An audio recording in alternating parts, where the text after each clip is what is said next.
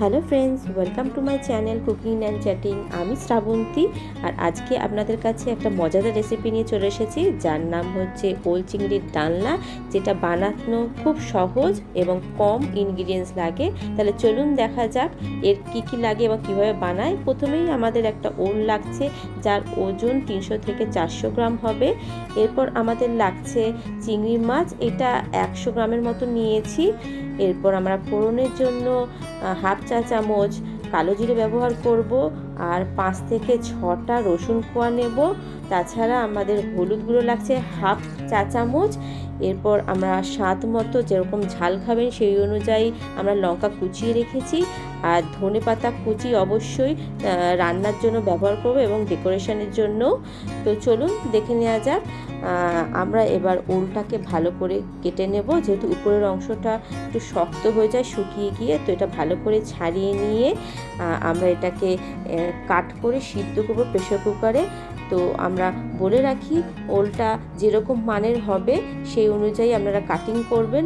ভালো ওল হলে আপনারা কম কাট করবেন, নাহলে বেশি গলে যাবে।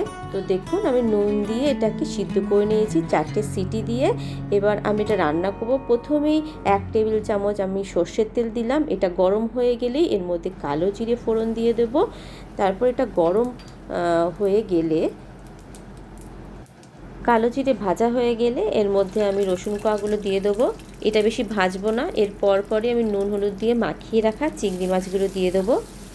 এটা সামান্য তেলের মধ্যে সাঁতলে নিয়ে আমি পাশেই ওলের টুকরোগুলো দিয়ে দেবো। ওলটা যদি ভালো মানের হয় তাহলে আপনারা চৌকো চৌকো করে বড় বড় করে কেটে দিতে পারেন। এখানে আমি একটু ছোট ছোট পিস করে লম্বা লম্বা করে কেটে দিয়েছি। এবার আমি এটা ভালো করে তেলের মধ্যে নাড়াচাড়া করে ভাজবো।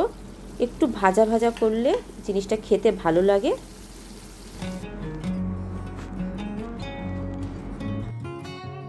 দেখুন, আমাদের ওল এবং চিংড়িটা খুব ভালো করে ভাজা হয়ে গেছে। এবার আমি এর মধ্যে হলুদ গুঁড়ো দিয়ে দেব এবং লঙ্কা কুচিগুলো দিয়ে দেবো এবং আবার ভালো করে এটাকে নাড়ব।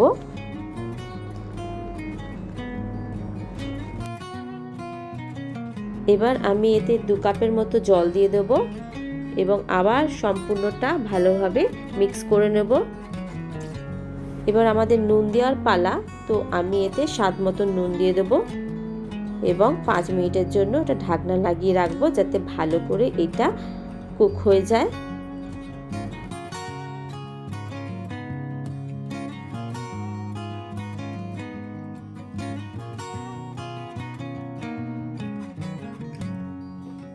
এবার আমি ঢাকনাটা খুলছি।